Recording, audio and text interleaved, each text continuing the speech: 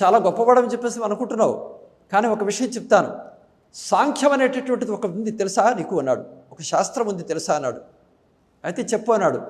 చతుర్వింశతత్వాలు చెప్పినప్పుడు దాంట్లో ఏం చెప్తారయ్యా, ప్రకృతిని గురించి ఏం చెప్పారు? ప్రకృతి కర్త్రి కాబట్టి అమ్మే సృష్టి మొత్తాన్ని సాధిస్తోంది, అమ్మే సృష్టి మొత్తాన్ని నడిపిస్తుంది చెప్తే నీకేమిటి అవమానం? నువ్వు కేవలం అక్కడ జడ పదార్థాలు మాత్రమే, సాక్షిభూతుడు మాత్రమే, నడిపించేది మొత్తం అమ్మ. అలాంటిది అమ్మని కాదని చెప్పి నువ్వు చాలా గొప్పవాడని నువ్వు చెప్తావేమిటి? అమ్మే చాలా గొప్పది అన్నాడు. ఆ బాలుడి యొక్క వైచిత్రం చూసి, అత్యద్భుతమైనటువంటి ఆ కళాకౌశలాన్ని చూసి, చెప్పేటటువంటి తీరు చూసి మహదానంద భరితుడిపై మొట్టమొదట మహావిష్ణువు చప్పట్లు కొట్టాడు. ఎందుకంటే మహావిష్ణువే ప్రకృతి, ఈశ్వరుడు తత్వం. కాబట్టి వీళ్ళిద్దరి యొక్క కలయిక అనేటువంటిది సృష్టి మొత్తానికి కారణం. అంటే తన స్వరూపమే అక్కడ ఉన్నటువంటిది. ఎక్కడంటే మహాశక్తి ఎవరంటే తన స్వరూపమే అక్కడ ఉన్నది. అందుకోసమే అది ఆయనకి తెలుసు. కాబట్టి బాలుడు చెప్పినటువంటి విషయాలు చూసి మహదానంద భరితుడైపోయి వెంటనే చప్పట్లు కొట్టాడు. ఆయన చప్పట్లు కూడా అందరూ చప్పట్లు కొట్టేశారు. దాంతో ఈయనకు కోపం వచ్చింది ఈశ్వరుడికి. కొంచెం అవమానంగా తోచి, బాలక నువ్వు కనుక తప్పుకోకపోతే నీతో యుద్ధం చేయవలసి వస్తుంది, బాలుడు కదా అని చెప్పేసి నేను వదిలిపెడుతున్నాను, గుర్తుపెట్టుకో అన్నాడు.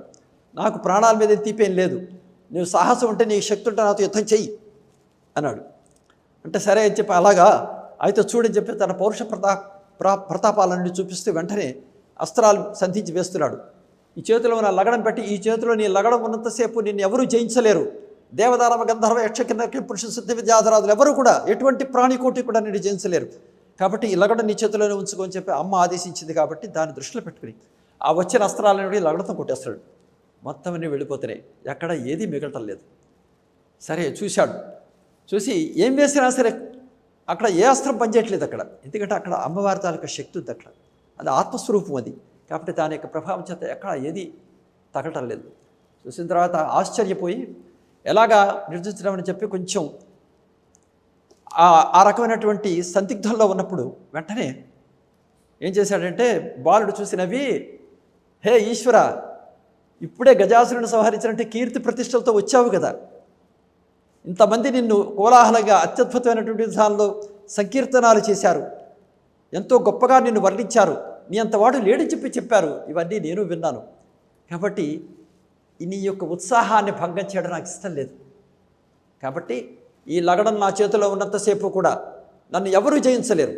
కాబట్టి ఈ లగడానికి ఎంత పెట్టేస్తున్నాను, ఇప్పుడు నాతో యుద్ధం చేసి నన్ను జయించు అనగానే వెంటనే తన త్రిశూలాన్ని పెట్టి ఆ మహాగణపతి యొక్క మెడ మీద ఒక్కసారి ఒక పోటు పొడిచాడు.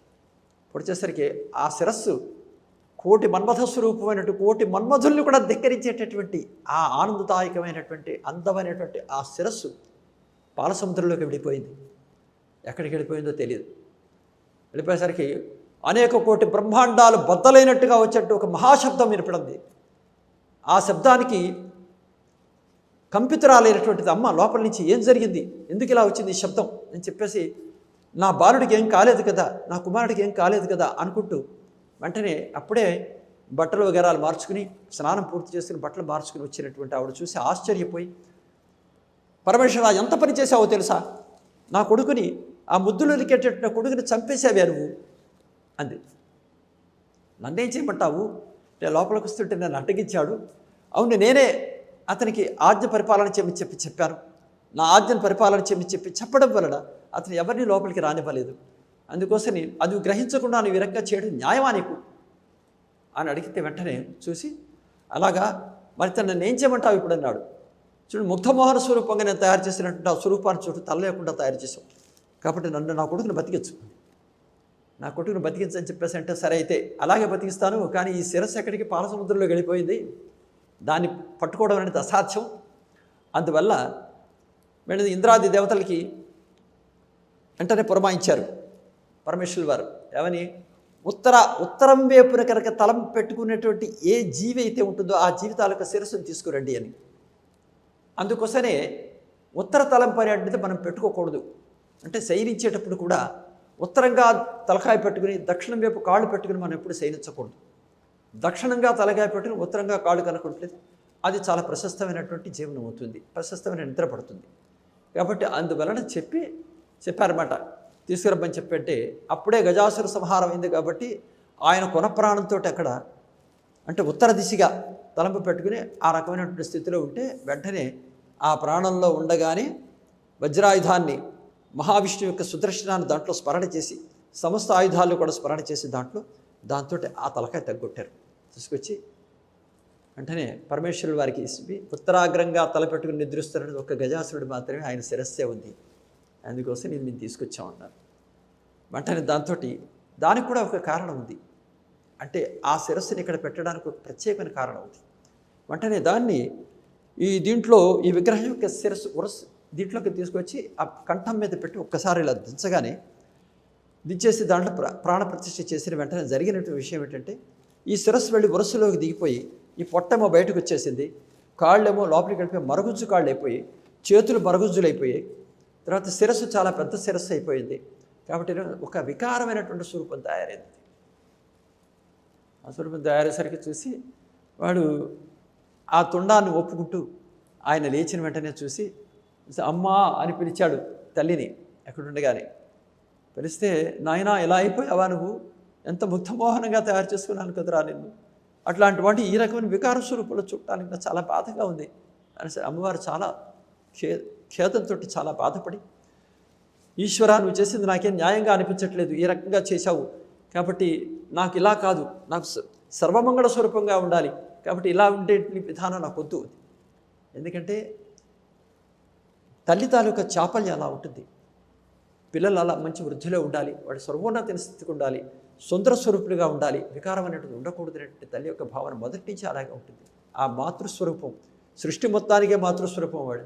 అందుకోసం ఆవిడ ఆ రకంగా చెప్పిన వెంటనే చూసి సరే ఆ రూపాన్ని నేను మార్చలేను, కాకపోతే నీకు ఒక విషయం చెప్తాను జాగ్రత్తగా విను అని చెప్పేసి దేవగంధర్వ కిన్నర కింపురుష సిద్ధ విద్యాధరాలు యక్షుదులు వగరాలు విద్యాధరులు గారు ఎవ్వరూ కూడా ఇతన్ని జయించలేరు, అంతటి శక్తివంతుడు అవుతాడు, ఇతనికి మనం అనేక రకాల వరాలు ఇద్దాం అని చెప్పి ఆ తర్వాత మొత్తం సమస్త గణాలకి కూడా నాయకుడు అవుతాడు, గణాధిపతి అవుతాడు, గణాధ్యక్షుడు అవుతాడు, కాబట్టి ఆది పూజ్యుడు అవుతాడు. కాబట్టి ఇటువంటి మహానుభావుడు సృష్టిలో ఉండకుండా అసలే ఒకటి ఇతంతో సమానమైన వాడు సృష్టిలో ఇంకెక్కడా కూడా ఎవరు ఉండరు, అలాంటి స్థాయి కలిగినటువంటి వాడు అవుతాడు.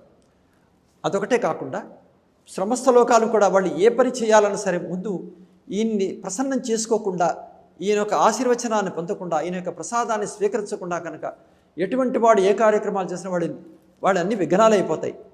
వాళ్ళు నిర్విఘ్న పరిసమాప్తి కోసం చెప్పేసి ఇతన్ని పూజించాలి, పూజించి దాంట్లోనే కృతకృత్యులు కావాలి, అయిన తర్వాతనే మొత్తం మిగిలిన కార్యక్రమాలు చేయాలి. ఏ కార్యక్రమం చేసినా సరే శుభాలు అశుభాలు ఏం చేసినా సరే ముందు గణపతిని పూజ చేయాలి. కాబట్టి గణపతి ఆది పూజ్యుడు అవుతాడు, అందుకోసమని ఆ రకంగా చేద్దాం. మనకి కూడా పూజ్యుడే అవుతాడు అని చెప్పి అలాగే తర్వాత ఆత్మస్వరూపుడు అవుతాడు. కాబట్టి ఇతను ముక్తిని ప్రసాదించగలిగినటువంటి దేవతాగణాల్లో మొదటివాడు అవుతాడు. ఎందుకంటే సృష్టిలో ఉండేటటువంటి అనేక రకాలైనటువంటి ఐశ్వర్యాదులు వగేరాలు, అనేక కోరికల్ని, రాజ్యాలు వగేరాలు ఇవ్వగలిగినటువంటి వాడు, లేకపోతే వస్తు సంపదలు భోగులంత సంపదలు ఇవ్వగలిగినటువంటి వాడు, తర్వాత అనేక రత్నాలు ఇవ్వగలిగినటువంటి వాడు, అనేక రాజ్యాలు ఇవ్వగలిగినటువంటి వాళ్ళు మహాదేవతలు ఎంతోమంది ఉన్నారు. కానీ ముక్తిని ప్రసాదించేటటువంటి వాళ్ళు మాత్రం కేవలం 5 మాత్రమే ఉన్నారు. 5 మొట్టమొదటి వాడు మహాగణపతి, 2 పరమేశ్వరుడు, 3 మహావిష్ణువు, 4 అంబిక, 5 సూర్య భగవానుడు. వీళ్ళందరూ కూడా ఇదంతా కూడా బ్రహ్మతత్వ స్వరూపమే, ఇదంతా కూడా ఒక్క రూపమే ఇది. కానీ 5 రూపాలుగా ఉండడం అనేటువంటిది ఏంటంటే ఎవరికి ఏ రీతిని ఏది ఇష్టం అవుతుందో ఆ ఇష్టమైనటువంటి విధానంలో వాళ్ళు అర్చన చేయడానికి వీలుగా ఉండేలాగా ఆ ఆత్మస్వరూపం ఇలా ఏర్పడింది.